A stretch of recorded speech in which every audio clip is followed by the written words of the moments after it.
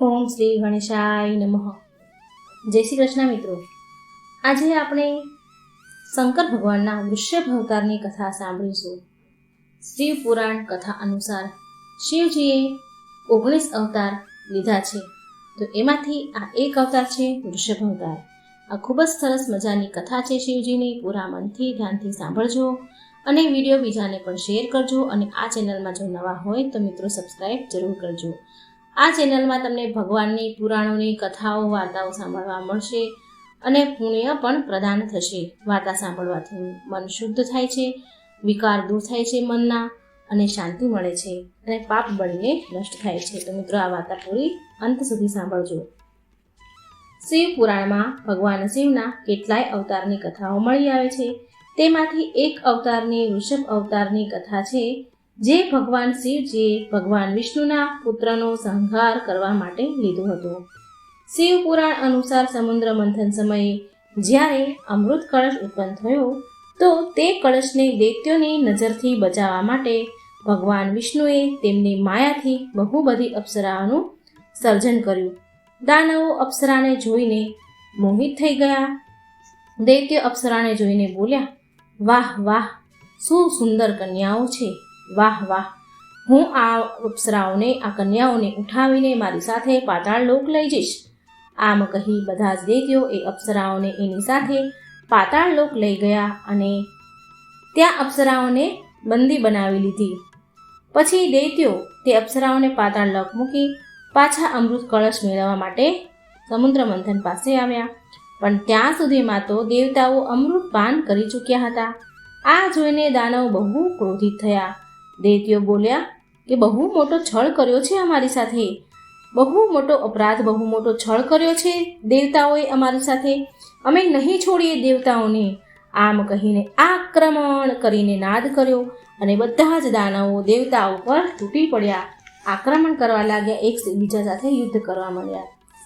અમૃત પાનના કારણે દેવતાઓ અજર અમર થઈ ચૂક્યા હતા, જેનાથી દૈત્યોને હારનો સામનો કરવો પડી રહ્યો હતો. આ બાજુ વૈકુંઠમાં જ્યારે મા લક્ષ્મીને આ બધી વાતની ખબર પડી, તો એ વ્યાકુળ થયા અને એમણે ભગવાન વિષ્ણુને પૂછ્યું કે સ્વામી, તમારા હૃદયમાં કોણ છે? એ તો હું જાણું છું કે માત્ર હું જ તમારા હૃદયમાં વાસ કરું છું. તો ભગવાન વિષ્ણુ બોલ્યા કે નહીં નહીં દેવી, આ સત્ય નથી. દેવી લક્ષ્મી, મારા અડધા હૃદયમાં ભગવાન શિવ વાસ કરે છે અને બાકી અડધા હૃદયમાં તમે અને મારા બધા જ ભક્તગણ વાસ કરો છો. આ સાંભળીને મા લક્ષ્મીને બહુ ક્રોધ આવ્યો, બહુ જ ગુસ્સે ભરાયા. મા લક્ષ્મી બોલ્યા કે ઠીક છે, તો તમે જઈને તમારી અપ્સરાઓ ભક્તો સાથે પાતાળ લોકમાં જ જઈને રહો અને એના પર તમારો બધો જ પ્રેમ વરસાવો. આમ કહ્યું તો ભગવાન વિષ્ણુને ગુસ્સો આવ્યો. આ સાંભળીને ભગવાન વિષ્ણુ પણ બહુ ક્રોધે ભરાયા અને એ ગુસ્સામાં જ વૈકુંઠ છોડીને અપ્સરાઓ પાસે પાતાળ લોકમાં ચાલ્યા ગયા. પાતાળ લોકમાં રહીને ભગવાન વિષ્ણુની બધી જ સ્મરણ શક્તિ ચાલી ગઈ હતી. પાતાળ લોકમાં રહીને ભગવાન વિષ્ણુ બધા જ કાર્યો તેમની યાદ શક્તિ બધું જ ભૂલી ગયા અને નારાયણ ત્યાં થઈને રહી ગયા, પાતાળ લોકના થઈને રહી ગયા. પણ એનાથી આખી સૃષ્ટિમાં ત્રાહિમામ મચી ગયું. ભગવાન વિષ્ણુ પાતાળ લોકમાં ચાલ્યા ગયા તો અપ્સરાઓથી તેમને અમુક પુત્રોની પ્રાપ્તિ થઈ. અપ્સરાઓને અમુક પુત્રોને જન્મ આપ્યો, પણ તેમના બધા જ પુત્રો રાક્ષસ પ્રવૃત્તિના હતા, એટલે તેમણે ત્રણેય લોકમાં ઉત્પાત મચાવ્યું. આ બધું જોઈને મા લક્ષ્મીને તેમની ભૂલનો આભાસ થઈ ગયો અને બધા જ દેવતાઓ તેમની સમસ્યાઓ લઈને બ્રહ્માજી પાસે આવ્યા અને બ્રહ્માજી બોલ્યા, હવે તમારી બધાની સહાયતા તો માત્ર શિવજી જ કરી શકે છે. માટે બધા જ દેવતાઓ માતા લક્ષ્મીજીને સાથે લઈને મહાદેવ પાસે ગયા. મહાદેવ પાસે આવીને મા લક્ષ્મી બોલ્યા કે હે મહાદેવ, હવે તમે જ મારી સહાયતા કરી શકો છો. મારી એક ભૂલના કારણે આ સૃષ્ટિને બધું ભોગવવું પડી રહ્યું છે. હવે તમે જ મારા સ્વામી હરિ વિષ્ણુને અને તેમની યાદ શક્તિ પાછી તમે લાવી શકો છો. એટલે મહાદેવ બોલ્યા, અવશ્ય દેવી લક્ષ્મી, હું તમારી અને આ સૃષ્ટિની સહાયતા જરૂર કરીશ.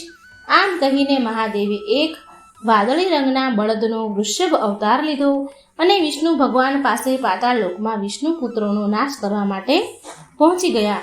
ત્યાં જઈને તેમણે વિષ્ણુ ભગવાનના બધા જ પુત્રોને મારી નાખ્યા. આ જોઈને ભગવાન વિષ્ણુ બહુ ક્રોધે ભરાઈ ગયા અને તેમણે વૃષભ અવતાર ધારણ કરેલ શિવજી પર આક્રમણ કરવાનું શરૂ કરી દીધું. પછી ભગવાન વિષ્ણુએ તેમનું સુદર્શન ચક્ર છોડ્યું, પણ ત્યાં ભગવાન ગણેશ પ્રગટ થયા. તેમણે સુદર્શન ચક્રને રોકી લીધું. સાથે એ પણ બોલ્યા, ગણપતિજી કહે છે કે હે શ્રી હરિ વિષ્ણુ, તમે આ શું કરી રહ્યા છો? શું તમને યાદ છે તમે કોણ છો? તમને આભાસ પણ છે કે તમે કોણ છો? શું તમે શું કરી રહ્યા છો? શું તમે જાણો છો કે આ દિવ્ય અવતાર તમારી પાસે કેવી રીતે આવ્યા છે? તો વિષ્ણુ ભગવાન બોલ્યા, નહીં, મને કંઈ પણ યાદ નથી. પછી ગણપતિજીએ એમની શક્તિથી બધું જ યાદ અપાવ્યું. પછી ભગવાન નારાયણને બધું જ યાદ આવ્યું અને બોલ્યા, અરે આ મારાથી શું થઈ ગયું? મારા હાથે અનર્થ જવા થઈ રહ્યું હતું. હે મહાદેવ, હે પ્રભુ, મને ક્ષમા કરજો. જે હું તમારી સાથે યુદ્ધ કરવાની ભૂલ કરી રહ્યો હતો એના માટે મને ક્ષમા કરો. પછી મહાદેવ તેમના અસલ રૂપમાં આવ્યા, પ્રગટ થયા અને હસીને ભગવાન વિષ્ણુને ક્ષમા કર્યું. વિષ્ણુ ભગવાન પાછા વૈકુંઠ લોક આવ્યા, પરંતુ તેમનું સુદર્શન ચક્ર તો પાતાળ લોકમાં જ રહી ગયું હતું. તો તેને લેવા માટે ભગવાન વિષ્ણુ ફરી પાછા પાતાળ લોક સુદર્શન ચક્ર લેવા માટે જઈ રહ્યા હતા. તો મહાદેવે તેમને આગ્રહ કર્યો કે હે નારાયણ, પાતાળ લોકમાં સંતુલન બનાવી રાખવા માટે અને ત્યાં ધર્મ જાગૃત થવા માટે તમારા સુદર્શન ચક્રને ત્યાં જ રહેવા દો. ત્યાર પછી મહાદેવે બીજું સુદર્શન ચક્ર પ્રગટ કર્યું અને તે ભગવાન વિષ્ણુને પ્રદાન કર્યું. પછી ભગવાન વિષ્ણુ મા લક્ષ્મી સાથે વૈકુંઠમાં આનંદથી રહેવા લાગ્યા.